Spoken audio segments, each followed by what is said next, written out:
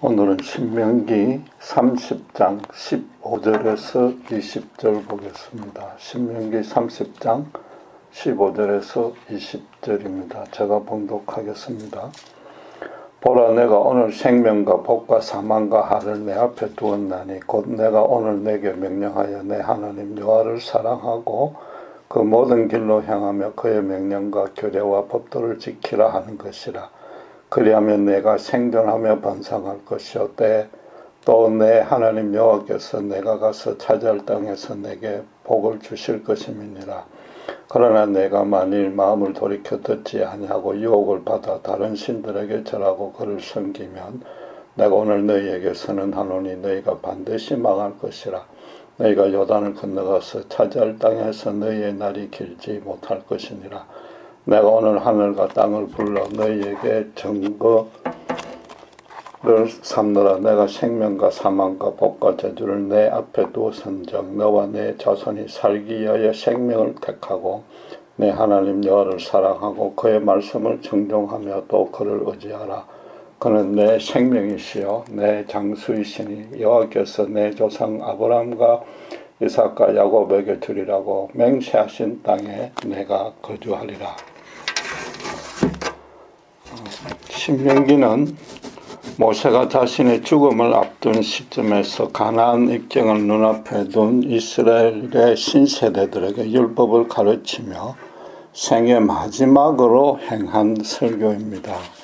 오늘의 본문은 그 전체를 마무리하는 결론입니다. 그런데 조금 이상한 점이 하나 있습니다. 지금 이스라엘은 그들의 아버지들이 아주 겁을 크게 집어먹고 하나님께 불순종하였던 그 기골이 장대한 아낙 자손들과 오랫동안 전쟁을 치러야 합니다. 그런데 이 세대는 전쟁 경험이 아주 거의 없습니다. 그럼 앞으로 있을 전쟁에 대해서 격려해주는 말을 해야 정상이지 않습니까? 만군의 왕이신 여호와를 대적할 군대는 이 세상에 하나도 없으니 굳은 믿음으로 전진하면 승리는 하나님이 반드시 주신다. 세계 최강인 애굽 군대를 힘 한 번 쓰지 못하고 홍해의 물에 수장시키신 여호와지 않느냐. 어떤 그런 식의 권면은 전혀 없습니다. 여러분, 모세가 누굽니까? 성경의 인물 중에 예수님 다음으로 하나님의 엄청난 기적을 많이 일으켰습니다. 하나님의 권능이 함께하면 어떤 위험과 환난에서도 건져줄 뿐 아니라 엄청난 역사가 일어난다는 것을 모세만큼 잘 아는 사람도 없습니다. 그런데 지금 그분의 능력이 아주 절실할 때에 지금 끝까지 그에 대해서 언급조차 하지 않았습니다. 대신에 하나님의 계명에 순종하라는 것만 강조했습니다. 지금 아무리 율법을 가르치는 설교라 해도 마무리하는 결론에서도 승리를 기원한다는 언급조차 하지 않았습니다. 마지막 설교란 모세가 이스라엘에게 유언을 하는 셈입니다. 유언은 평생을 살아오면서 깨달았던 가장 중요한 진리나 어떤 일에 대해서 후손에게 설명하고 어떻게 하면 그것을 누리며 살 수 있는지 가르쳐주는 것입니다. 후손들도 그 고인의 유지대로 따르려고 최선을 다해 노력하기 마련입니다. 모세도 지금 이스라엘 신세대들에게 인생에서 가장 큰 도움이 되므로 반드시 그대로 따라야만 하고 그렇지 않으면 큰 낭패가 될 가르침을 지금 주려는 것입니다. 말하자면 모세가 120년 인생에서 철두철미하게 깨달았던 궁극적인 진리입니다. 그런데 그것이 하나님의 능력에 의지하는 것보다 그분의 말씀대로 사는 것이 더 중요할 뿐 아니라 생명과 죽음을 가르는 기준까지 된다고 강조하고 있습니다. 다른 사람도 아닌 모세가 그래야만 했던 이유가 궁금해질 수밖에 없습니다. 우선 하나님의 능력은 이스라엘 백성들도 이미 익히 봐서 잘 알고 있습니다. 구태여 강조하지 않아도 됩니다. 새 세대들이 출애굽과 홍해의 기적 때에 태어나지도 않았지만은 부모로부터 자세히 그 신나는 얘기를 전해 들었을 겁니다. 또 불뱀으로 백성들이 죽어나갈 때 놋뱀을 쳐다보기만 해도 낫는 기적도 체험했습니다. 무엇보다도 하늘에서 매일 부어주시는 만나를 먹고 반석에서 나는 생수를 마셨습니다. 오늘날의 신자들도 하나님의 능력에 대해서는 따로 강조해서 가르칠 필요는 사실상 없습니다. 고난이 닥치면 새벽기도 모임에 아무 말도 안 해도 저절로 제발로 걸어 나오지 않습니까? 본문에서 모세도 가나안 땅을 차지하는 것은 전혀 염려할 문제가 아니란 뜻을 분명히 밝혔습니다. 전쟁에 승리해서 땅을 탈취하라고 말하지 않고 16절 18절에 너희가 얻을 땅, 또 20절에는 또 거할 땅이라고 합니다. 그 땅에서 살 것은 이미 보장된 기정사실이라고 선포한 것입니다. 무엇보다도 하나님의 기적을 포함해서 그분의 권능을 인간이 노력한다고 해서 얻을 수 있는 것이 아님을 모세는 잘 알았던 겁니다. 출애굽의 열장과 홍해와 광야에서의 모든 기적들이 이스라엘이 노력해서 얻어낸 결과가 아니지 않습니까? 하나님이 당신의 절대적인 주권과 섭리에 따라서 그분께서 선도적, 주도적, 일방적으로 베푸신 겁니다. 하나님의 권능은 신자 주변의 흑암의 세력을 막아주어서 신자로 하여금 더 거룩하게 성장하는데 부족함이 없게 할 목적으로만 당신만의 때와 방식으로 당신께서 주실 뿐입니다. 신자는 그 은혜에 보답해서 그분 말씀대로 평생도록 살아가는 것이고 그건 또 신자가 평생도록 스스로 노력해야 될 책임인 것입니다. 하나님의 능력보다 말씀을 더 강조한 가장 중요한 이유가 있는데 모세가 이스라엘의 지도자로 사역하는 동안에 하나님의 말씀과 관련해서 결코 잊을 수 없던 사건이 둘 있었기 때문입니다. 먼저 출애굽기 32장에서의 시내산에서 금송아지 우상 숭배했던 것과 민수기 13장 14장에서의 가데스 바네에서의 거역 사건입니다. 이건 출애굽한 이후에 가장 중요한 두 가지 사건인데 둘 다 하나님의 말씀에 불순종함으로써 정말로 죽음의 형벌을 받아야만 했던 그런 사건이었습니다. 그런데 금송아지 사건은 우상 숭배를 하지 말라는 계명을 어겼고 가데스 바네아에서의 반역은 진군하라는 명령을 어겼습니다. 그렇다면은 하지 말라는 계명을 어기면은 당장 죄가 되지 않으니까 또 하라는 것을 하지 않았다고 해서 죄송합니다. 하지 말라는 계명을 어기면 당장 그게 죄가 되지만은 하라는 것을 하지 않았다고 해서 당장 죄는 되지 않습니다. 그래서 보통 신자들이 하나님의 형벌만은 받지 않으려고 하지 말라는 계명은 그런 대로 지킵니다. 그런데 지금 그래서는 그분의 진노를 피할 수 없다는 뜻입니다. 지금 하지 말라는 계명을 어겨도 벌 받았고 하라는 계명을 어겨도 죽음의 벌을 받은 겁니다. 성경은 하라는 것과 하지 말라는 둘 중에 하나만 지켜도 생명은 보존할 수 있다고 말한 적이 단 한 번도 없는 것입니다. 실제로 두 사건 모두 처음 진노하실 때 하나님은 이스라엘 백성을 다 멸하고 대신에 어떻게 이야기했습니까? 모세의 가문으로 새로운 백성을 만들겠다고 선언했습니다. 출애굽기 32장 10절에 그런즉 내가 하는 대로 두라. 내가 그들에게 진노하여 그들을 진멸하고 너를 큰 나라가 되게 하리라고 그랬고 민수기 14장 12절에는 내가 전염병으로 그들을 쳐서 멸하고 내게 그들보다 크고 강한 나라를 이루게 하리라 그랬습니다. 하나님과 직접 대면해서 교통하던 모세로서는 그분의 진노가 얼마나 극렬했는지 절감했을 것입니다. 여러분, 애굽의 노예살이에서 400년 만에 지금 해방되었는데 먹고 마실 것이라고는 하나도 없는 척박한 강야에서 다 죽어버리면 그게 얼마나 허무하겠습니까? 그들의 인생에 이룬 것이라고는 하나도 없고 아무런 의미와 가치도 매길 수 없습니다.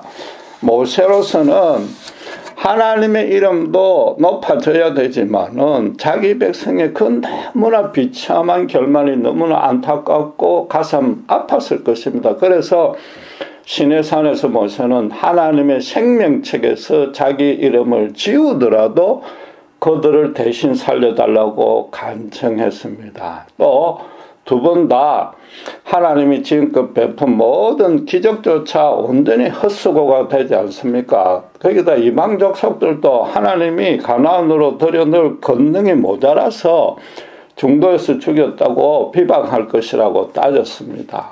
하나님은 모세의 이 간절한 중보 기도에 응답해서 두 번 다 적극적인 가담자만 보라고 나머지는 다 살려주었습니다. 그렇다고 십살이 하나님의 인자가 너무 커서 심판 대신에 구원을 주었다고 생각해서는 안 됩니다. 이스라엘 백성이 강년 내내 입에 달고 다녔고 특별히 시내산 금송아지 사건에서 하나님께 불평한 내용이 무엇이었습니까? 이 황량한 강야에서 아무 재미도 없이 헛되게 죽느니 다시 노예가 되더라도 차라리 애굽으로 돌아가고 싶다고 불평했습니다. 그래서 하나님은 그들이 원망한 그 말 그대로 강야에서 죽게 만들었습니다. 가데스 바네아에서 거역한 이유도 자기들 처자식이 잡혀가고 죽는 것이 싫다고 했습니다. 그런데 하나님은 오히려 그렇게 불평한 자들은 강야에서 다 죽게 했고 그 자식들은 큰 희생 없이 약속의 땅을 차지하게 해줬습니다.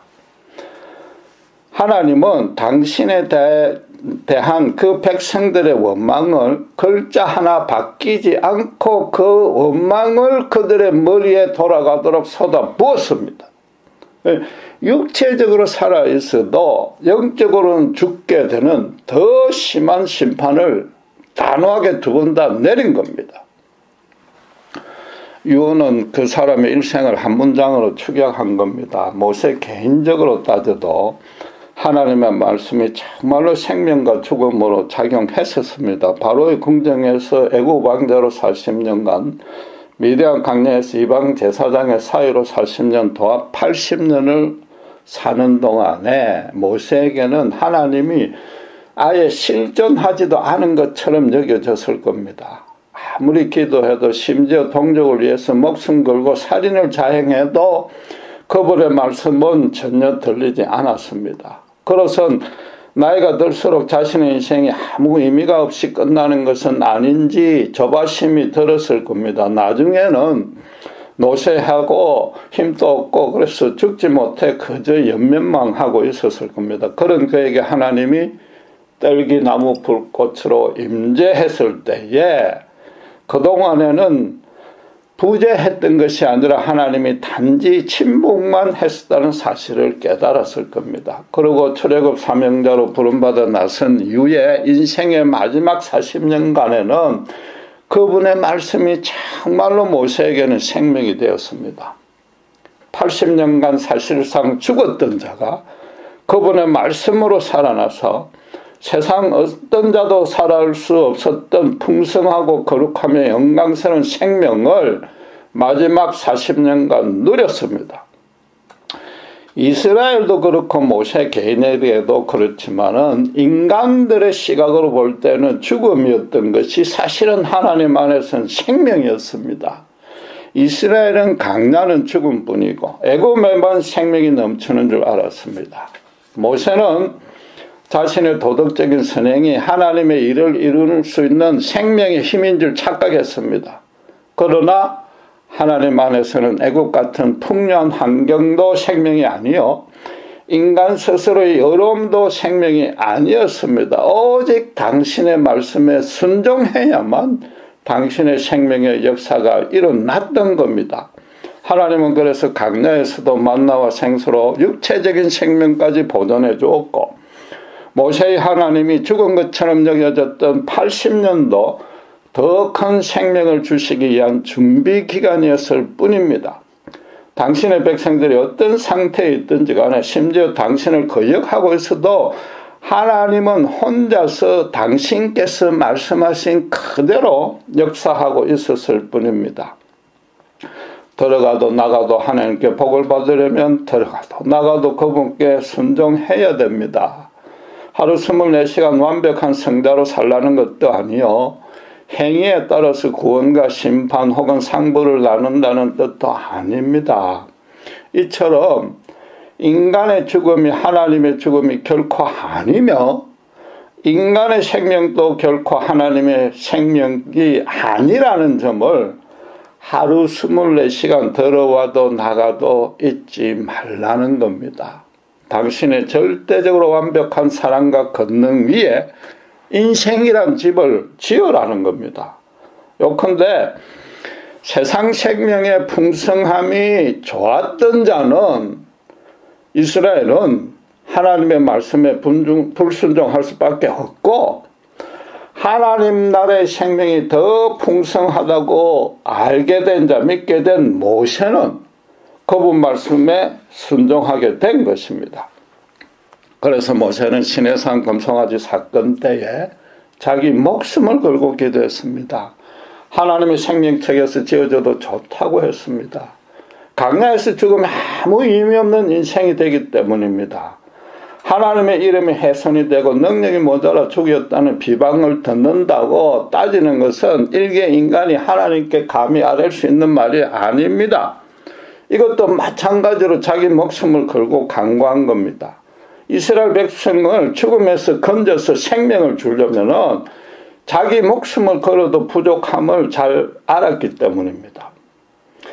떨기만한 나무 불꽃으로 불려나온 이후로 모세는 하나님이 주신 말씀은 반드시 한치의 오차 없이 완벽하게 실현되는 사실을 철두철미 체험했습니다. 거기다 결정적으로 반석에 명하여 물을 내라는 그분의 말씀을 어기고 지팡이를 2번 쳐서 물을 낸 것 때문에 지금 본인도 광야에서 슬슬이 인생을 마감했어야 했습니다. 그러니까 그가 새로운 세대에게 남길 말은 오직 하나, 말씀에 순종하라는 그것뿐일 수밖에 없었던 겁니다.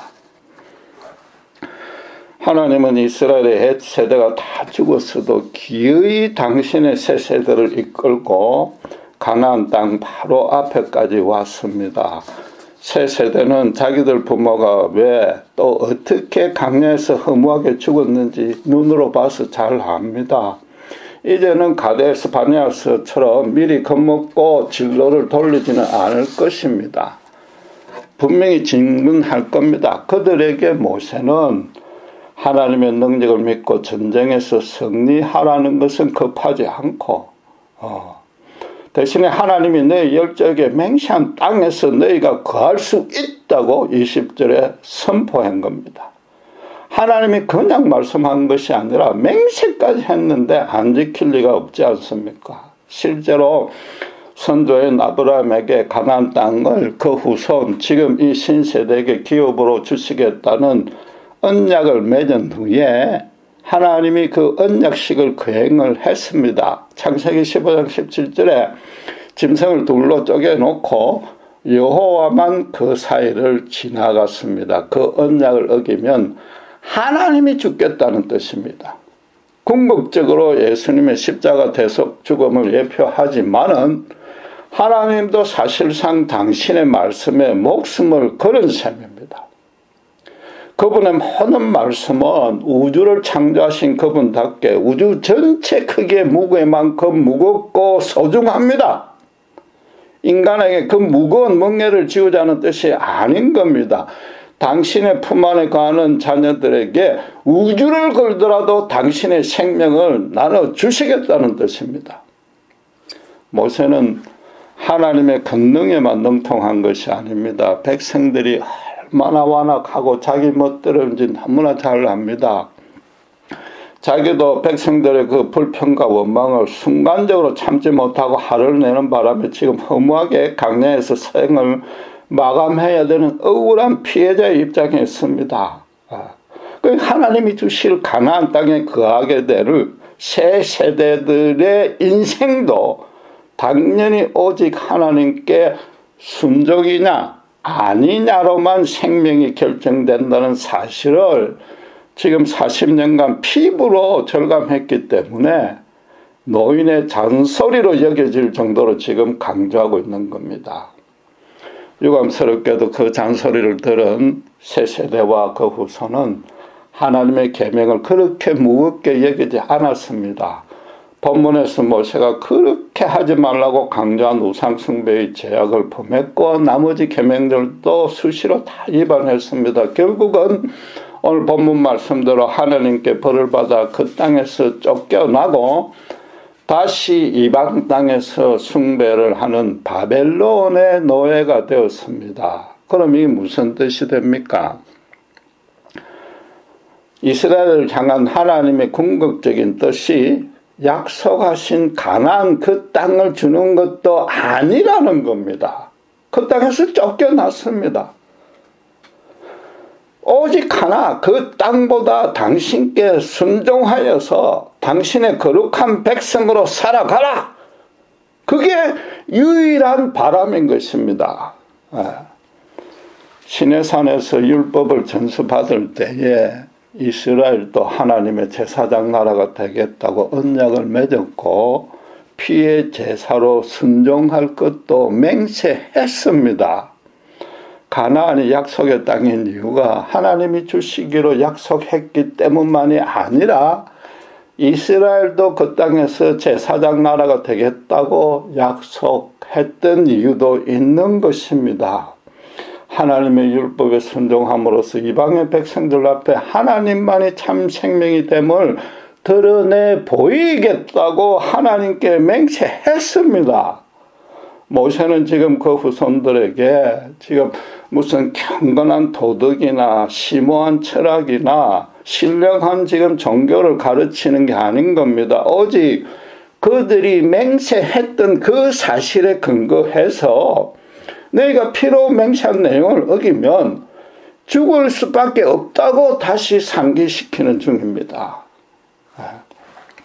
최근에 알다시피 기생충이라는 영화가 세계적으로 절찬을 받고 있습니다. 그 영화를 만든 감독이나 배우들을 두고 우리는 흔히 뼛속까지 영한이라는 표현을 씁니다. 그들의 피와 DNA에 영화로만 가득 찼기에 자연스럽게 생각하고 말하고 행동하는 모든 것들에 오직 영하만 묻어 나온다는 그런 의미입니다. 마찬가지로 성령의 간섭으로 마음의 할례를 받은 신자는 뼛속까지 하나님의 생명이 있습니다. 당연히 뼛속까지 그분의 말씀도 함께 있고 자연스레 삶의 전 측면에서 말씀에 순종하는 모습이 묻어 나와야 되는 겁니다. 이전처럼 세상 제약과 자기 욕심을 따라가는 방식의 삶을 다시는 시도도 하지도 않고 그렇게 살 것을 상상도 하지 않게 되어야 되는 겁니다. 그분의 말씀 밖으로 나가면 죽음뿐인 것을 모세처럼 철두철미 깨닫고 아예 몸 자체가 거부할 수 있게 되는 겁니다. 물론 여전히 연약한 체질 때문에 수시로 쓰러져도 신자의 뼛속에 계신 성령님이 말할 수 없는 탄식으로 대신 간구해주고 막아주고 강권적으로 역사해 주시는 겁니다. 오늘만큼 하나님의 말씀이 절실할 데가 없습니다. 하나님의 말씀에 살고 죽는 자들이 이제는 정말 눈 닫고 찾으려야 너무 어렵게 됐습니다. 그저 신명기 28장만 붙들고 하나님들은 왜 들어와도 나가도 복을 주지 않느냐고 불만을 갖습니다.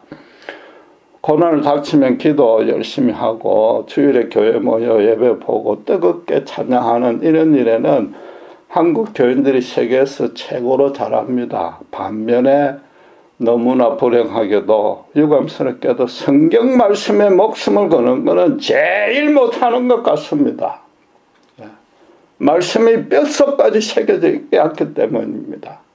말씀을 제대로 믿지 않았습니다. 제대로 알지 못하니까 믿지도 못합니다. 본문은 이스라엘이 선택해야 될 것이 생명과 죽음이라고 선포합니다. 정말로 말씀이 생명을 준다고 믿고 또 정말로 말씀이 죽음을 준다고 믿는다면은 순종하지 않을 수 없습니다. 더 많이 순종해서 생명을 더 많이 얻는 것이 아닙니다. 지금 생명과 죽음 둘 중에서 하나를 택하라는 겁니다. 하나님의 생명을 뼛속까지 지닌 자로 살아갈 것인가? 죽음을 지닌 자로 살아갈 것인가? 그거부터 결정하라는 겁니다. 생명을 지녔으니 세상과 사람들과 흑암의 세력 앞에 당당하게 맞서 승리할 수 있고 그래서 들어와도 나가도 복을 받는 것입니다. 들어와도 복을 받고 나가도 복을 받는 말을 오늘날 신자들에게 적용하면 어떻게 됩니까? 하루 24시간 복을 받는다는 그 문자적인 의미가 아니라 모세가 본문에서 말하고자 하는 의미를 새기면 어떻게 됩니까? 교회에 들어와도 복을 받고 나가도 복을 받는다는 겁니다. 그런데 교회 안에서는 복을 못 받을 사람이 없습니다. 아무리 단순 방문객이나 의심, 불평, 원망을 잔뜩 품고 있는 교인이라도 예수님의 십자가 복음이 순전하게 전해지면 그 심령에 어떤 방식으로든 역사해서 주님의 은혜가 임합니다. 최소한도 그 심령의 찔림이라도 받습니다. 나아가서 교회 안에서는 모든 사람들이 어쨌든 주님의 가르침대로 순종합니다. 설령 형식적, 의무적, 습관적이라도 주일 성수를 성실히 지키는 것만으로도 주님은 기뻐하십니다. 그런데 최근에 교회 안에서조차 세상 사람들보다 더 원악한 방식으로 다툼과 성사를 일삼는 자들이 있는데 그들이야말로 교회 안에 들어와도 나가도 천주를 받을 겁니다. 문제는 일반 신자들도 교회 밖에서 하나님의 복을 받고 있는지 여부입니다. 하나님의 말씀을 생명을 걸고 지키고 있느냐 말이죠. 주님 가르친 말씀 그대로 하늘에 땅에 떨어져 죽음으로써 많은 새 생명의 열매를 맺게끔 하는 일을 하고 있느냐? 주님의 말씀이 정말로 자신에게서부터 참 생명이 되어 있다면은 다른 이에게도 그 생명의 힘이 전해지기 마련입니다. 신자들의 제사장 나라가 되라는 언약에 하나님이 먼저 생명을 걸겠다고 약속했지 않습니까? 그 약속대로 예수님은 십자가에 죽으셨고 제자들에게 땅끝까지 복음을 들어가라고 유언했습니다. 지금 하나님의 말씀에 대한 순종과 불순종이 생명과 죽음을 나눈다는 확고한 인식이 있는 신자가 너무 드뭅니다. 예수님이 십자가에서 나를 위하여 죽음으로써 구원을 얻었다는 그 교리를 배울 때만 이게 생명과 죽음으로 나눈 기준이구나. 그걸로 깨닫고 그걸로 치웁니다. 그러고 이제 구원을 얻었으니 남은 일은 복을 받거나 하를 면하는 것뿐입니다. 그래서 신자로서 행할 가장 기초적인 의무인 교회 생활만 그것도 적당히 때우고서 복만 달라고 지금 때를 쓰는 겁니다. 하나님의 말씀도 하나님의 능력만 강조하는 자기 마음에 드는 말씀만 골라 믿습니다. 그 정확한 의미도 모르고 알려고도 하지 않고 자기 임의대로 고릅니다. 그마저 한 구절 아니면 한 단어만 뽑아서 평생 믿고 따라가야 할 지표로 삼습니다. 심지어 모든 신자들이 뽑는 구절이 죄송하지만 목회자들도 그렇게 하라고 강조하는 구절이 거의 똑같습니다. 대표적으로 욥기 8장 7절에 내 시작은 미약하였으나 내 나중은 심히 장대하리라. 마가복음 9장 23절에 할 수 있거든요. 무슨 말이냐? 믿는 자에게는 능히 하지 못할 일이 없느니라. 또 마태복음 11장 28절에 수고하고 무거운 짐진 자들아 다 내게로 오라 내가 너희를 쉬게 하리라. 빌립보서 4장 13절에 내게 능력 주신 자 안에서 내가 모든 것을 할 수 있느니라. 요한 3서 1장 2절에 사랑하는 자여 내 영혼이 잘됨 같이 내가 범사에 잘되고 강건하기를 내가 간구하노라. 이런 것들 뿐입니다. 이 중에는 여기는 논쟁 중에 제시된 틀린 의견이고 또 그 중에 단순히 사도가 기도한 내용도 있습니다. 무엇보다도 전부 다 하나님이 베푸시는 은혜지 신자가 순종해야 될 계명이 아닙니다. 심지어 무엇을 하지 말라는 계명도 관에 없습니다. 예수님이 너희를 쉬게 하리라는 약속도 이어지는 말씀에 당신의 멍에를 메고 당신께 배우라는 그건 아예 무시해버립니다. 어쩌다가 신자들이 말씀대로 따라보려는 아주 그 미약한 소원 가운데도 그분의 형벌만 면하려는 목적에는 없습니다. 그 이유는 하나뿐인 겁니다. 하나님의 말씀이 뼛속까지 들어가 있지 않은 겁니다. 아니 하나님 그분이 뼛속까지 들어가 있지 않는 겁니다. 하나님께 얻어낼 현실적 유익에만 모든 관심이 쏠려 있습니다. 뼛속에 하나님 대신에 자신의 형통만 들어가 있으니까 그게 바로 우상 숭배인 겁니다. 성경 오늘 본문 말씀대로 세상과 인간이 하나님 말씀대로 회복되지 않으면 아무 희망이 없습니다. 성령은 성경에 기록된 진리를 그대로 믿게 하고 그대로 순종하게 만드는 역할을 하는데 그 말씀 자체를 생명으로 여기지 않는데 성령이 역사할 리가 있습니까? 말씀대로 순종하지 않으면 하나님 은혜를 못 받는 겁니다. 그런데도 교회는 사람들 입맛에 맞아 떨어지는 제가 인용했던 그런 말씀들만 강조하면서 교인 숫자만 늘리기에 급급합니다. 교회 안에 생명의 말씀을 순종해야만 생기는 그런 거룩함이 신령함이 사라졌기에 분쟁이 끊어질 리가 없고 신자의 삶에도 그렇게 오래 교회 생활을 했는데도 승리가 전혀 없고 메마르기만 한 겁니다. 기독교는 하나님의 계시에 따르는 말씀의 종교입니다. 성경이 없으면 예수님과 그 십자가 구원을 할 길이 없습니다. 하나님 진리를 모릅니다. 성경의 말씀만으로만 그 은혜를 알 수 있습니다. 오직 하나님은 십자가 사랑과 공교로만 세상을 다스리기에 거기에 근거하지 않는 인생은 광야에서 죽어 없어진 이스라엘처럼 허세일 뿐입니다. 성경을 통해서 특별히 십자가 복음이라는 필터를 거쳐서 하나님 그분이 실제로 모든 삶의 측면이나 사람들과의 관계나 성경 말씀에서나 나에게 직접 1대1로 말씀하시는 걸 들어야만 합니다. 나아가 그 들은 말씀 그대로 따라서 살아야 됩니다. 말씀대로 살라고 해서 하나님이 신자에게 도덕적 종교적 부담을 지으려는 뜻은 전혀 없습니다. 하나님 그분이 먼저 교제하고 싶다. 말을 건네고 싶다. 그래서 복을 나눠주고 싶어 하신다는 뜻입니다. 그러니까 있는 그대로 재중에 있을지라도 심지어 당신과 원수 상태에 있더라도 그 모습 그대로 나오라고 십자가는 선언하는 겁니다. 있는 그대로 나오는 것, 그 말이 무슨 뜻이냐. 인간 스스로는 절대로 참된 의미와 가치가 인생을 살 수 없으니까 이제 내가 그런 복된 인생을 살게끔 해주겠다는 겁니다. 한마디로 순전히 신자의 유익을 위해서 말씀대로 순종하라는 겁니다. 그래서 예수님은 누가복음 6장 45절에 선한 사람은 마음에 산 선에서 선을 내고 악한 자는 그 산 선에 악에서 악을 내나니 이는 마음에 가득한 것을 입으로 말함이니라고 선언했습니다.